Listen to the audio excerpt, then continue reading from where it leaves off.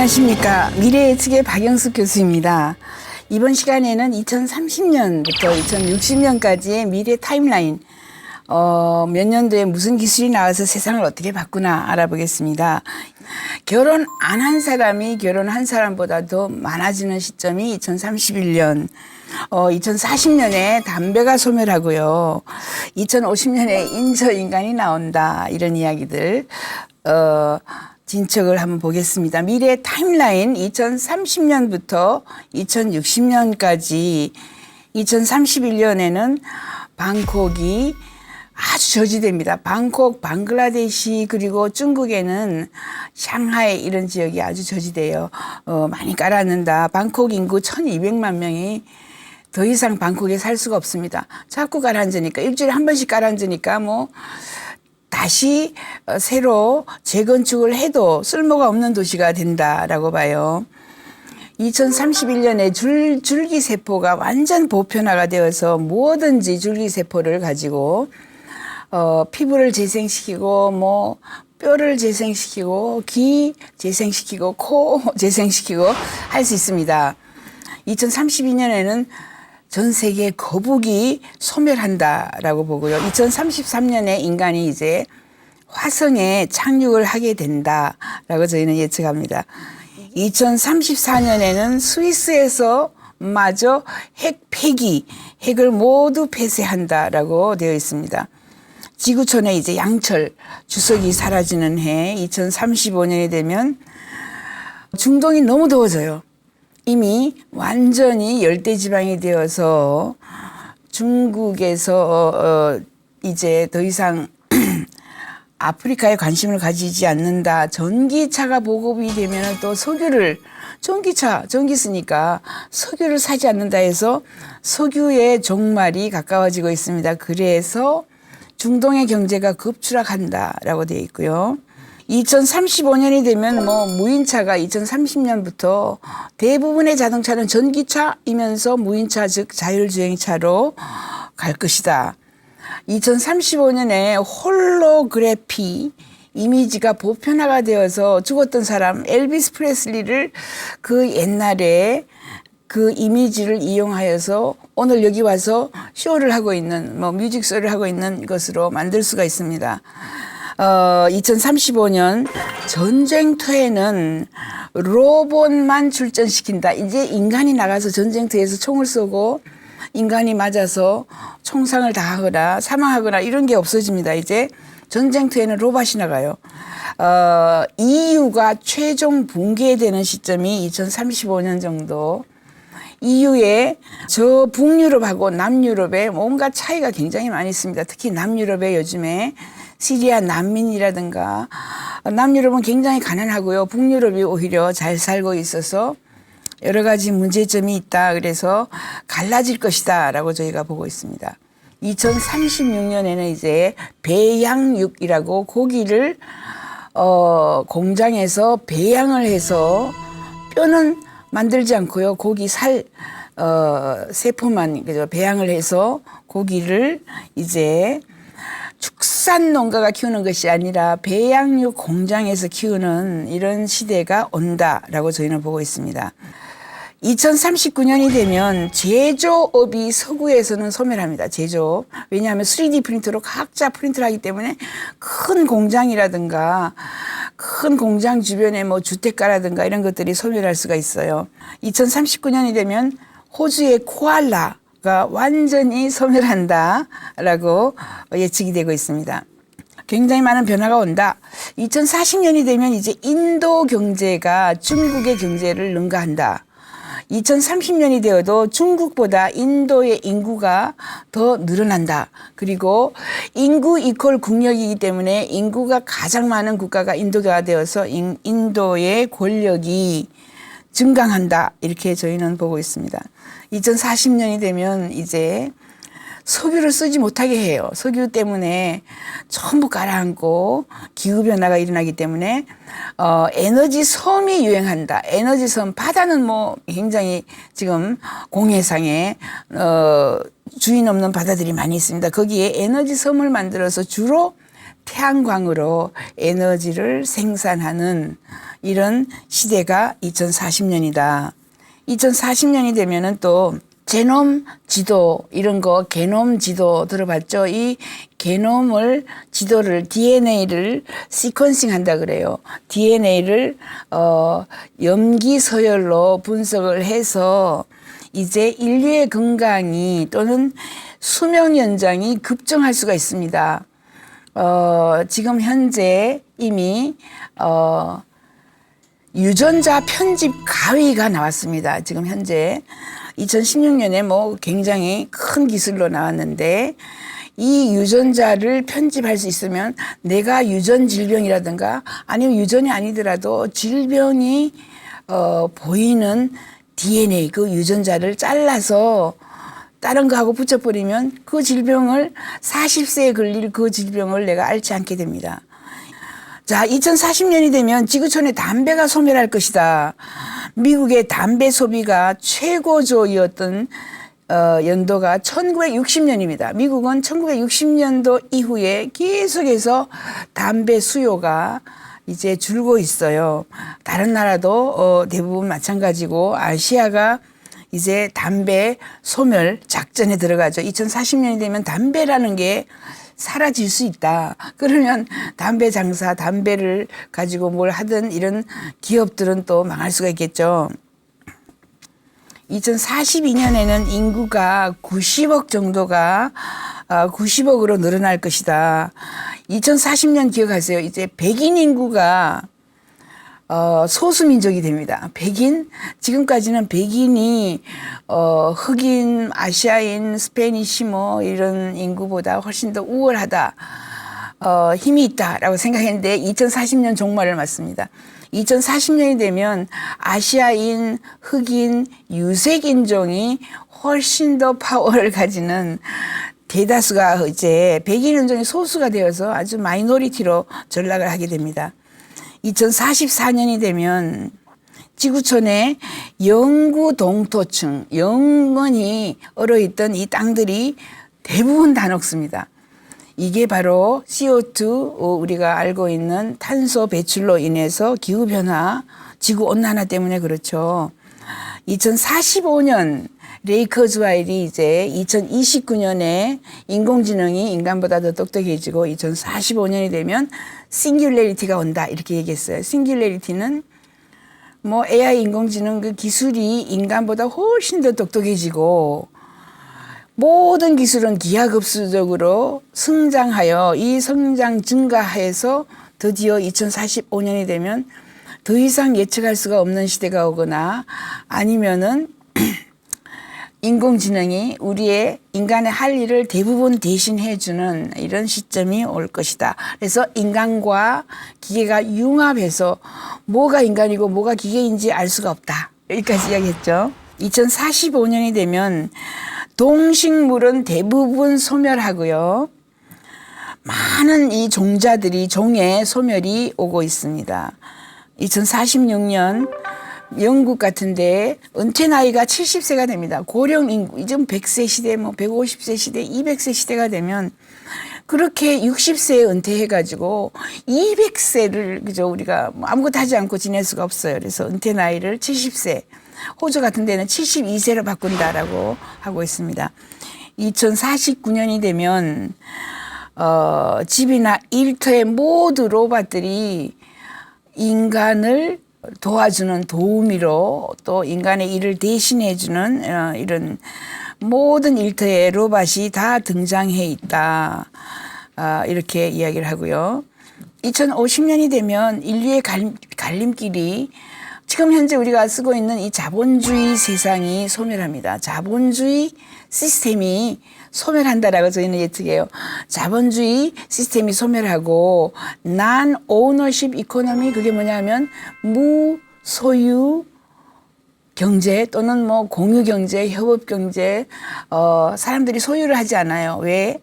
인터넷에 있는 그 많은 정보 누가 소유자입니까? 소유자가 없어요. 많은 곳에 많은 정보, 많은 기술들을 오픈소스로 넣어놓고 사람들이 필요한 것을 갖다 쓰죠. 그렇게 하면서 공동체를 형성하고 그리고 기본소득을 줍니다. 태어나면은 무조건 뭐 어느 정도의 지금 현재 핀란드 같은 데는 올해부터 2017년부터 70만 원, 80만 원을 줘요. 태어나면은. 예, 그 모든 국민에게 지금은 이제 일부만 시작했습니다만은 몇 년 후에는 모든 국민에게 전부 다 네덜란드도 지금 막 시작을 했고요. 이런 식으로 기본소득 제도가 필요합니다. 왜냐하면 일자리가 사라지기 때문에 일자리 없이 사람들이 기본소득 없이 어떻게 살겠습니까? 먹거리가 없으니까 기본소득제도 2050년이 되면 거의 대부분의 국가들이 기본소득제도를 일으킬 것이다. 사용할 것이다. 활용할 것이다. 이렇게 봅니다. 2053년이 되면 이제 끔찍할 수도 있고 뭐 어떤 사람들은 좋아해요. 저 지금 태어난 아이들은 굉장히 좋아합니다. 지금 태어난 아이들은 사람하고 노는 걸 싫어한다. 로봇하고 인공지능하고 컴퓨터하고 기계하고 노는 걸 더 좋아한다. 지금 태어난 아이들이 그렇습니다. 그 아이들이 2053년이 되면 유전자 변형을 시작합니다. 유전자 편집가위가 나와가지고 IQ는 193, 키는 185, 얼굴은 흰색, 눈은 파란색, 뭐 이런 식으로 전부 디자이너 베이비가 탄생하는 시점이 2053년이다.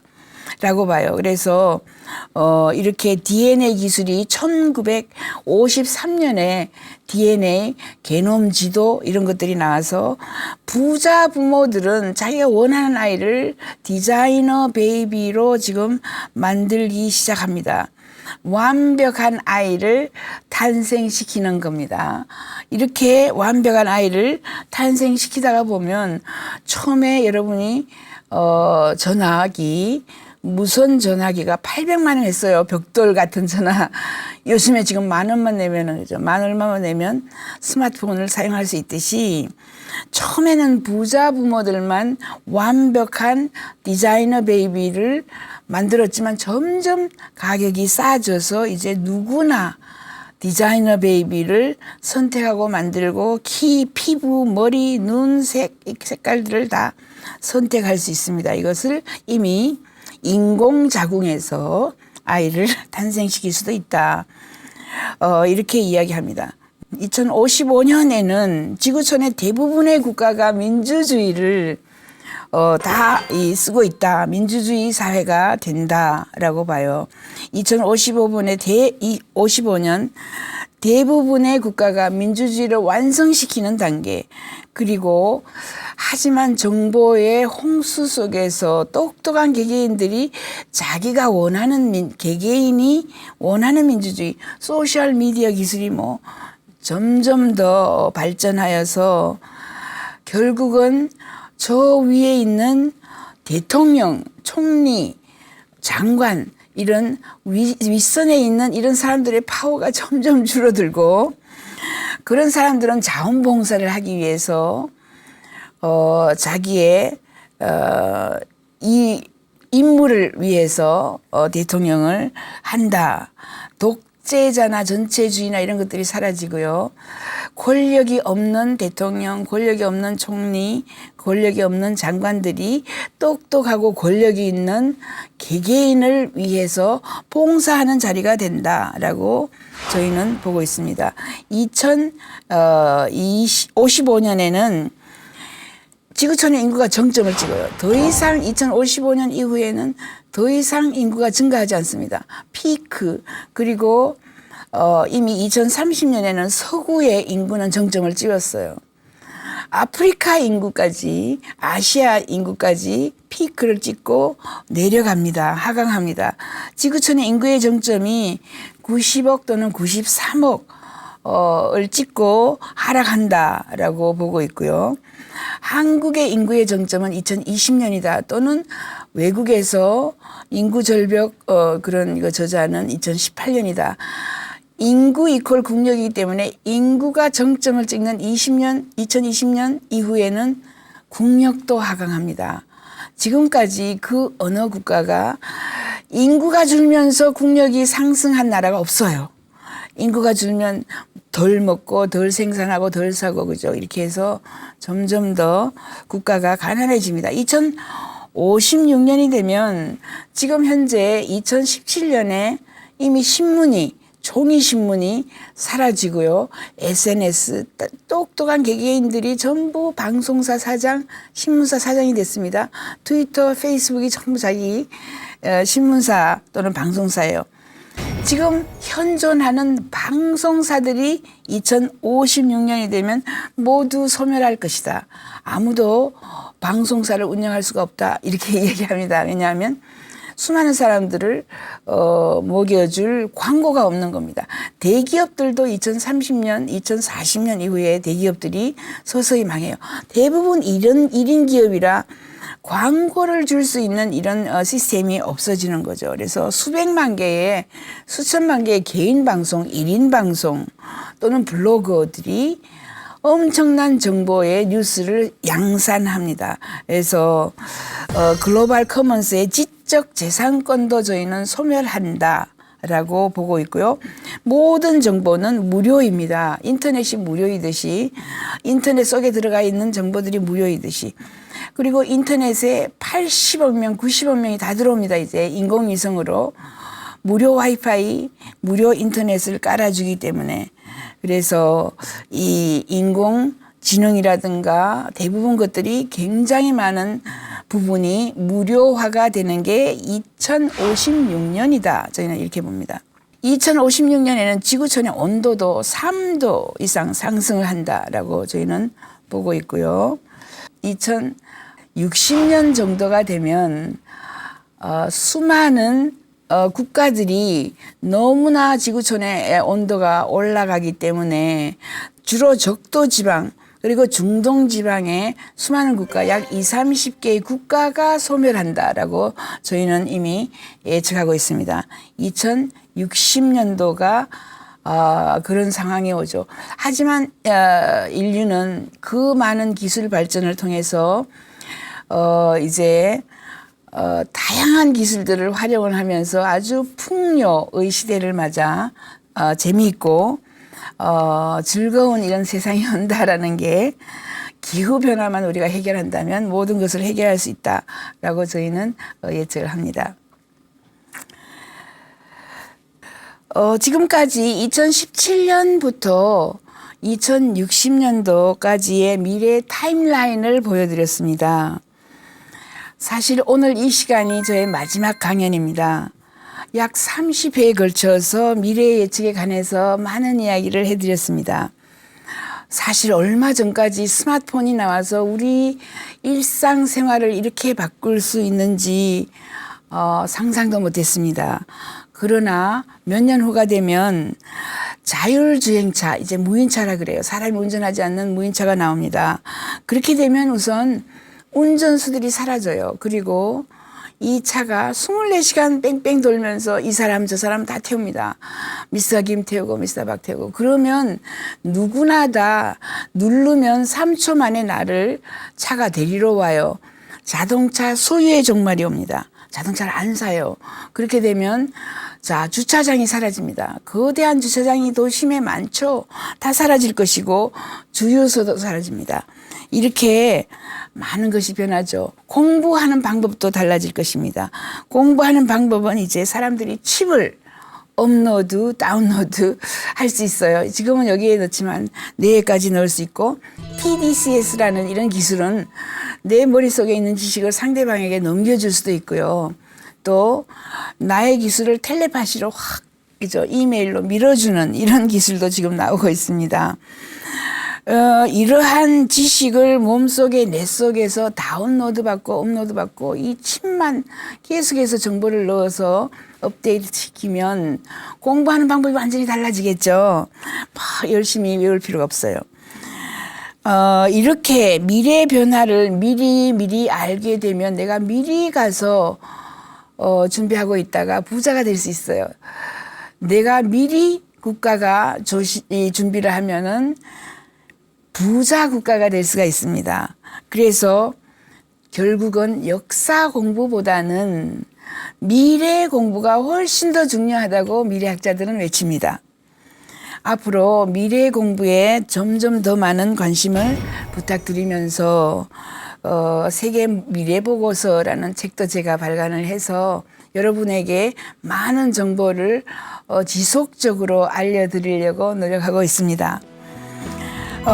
미래에 관해서 점점 더 많은 관심을 갖는 사람이 많아지고 있습니다. 여러분들도 미래가 나의 먹거리를 찾아주고 전공을 뭘 해야지 하는지 그리고 부자가 될 수 있는 방법을 알려드리는 그런 기술이라고 생각해 주시기 바랍니다. 지금까지 30회에 걸쳐서 미래 예측을 강의한 박영숙이었습니다.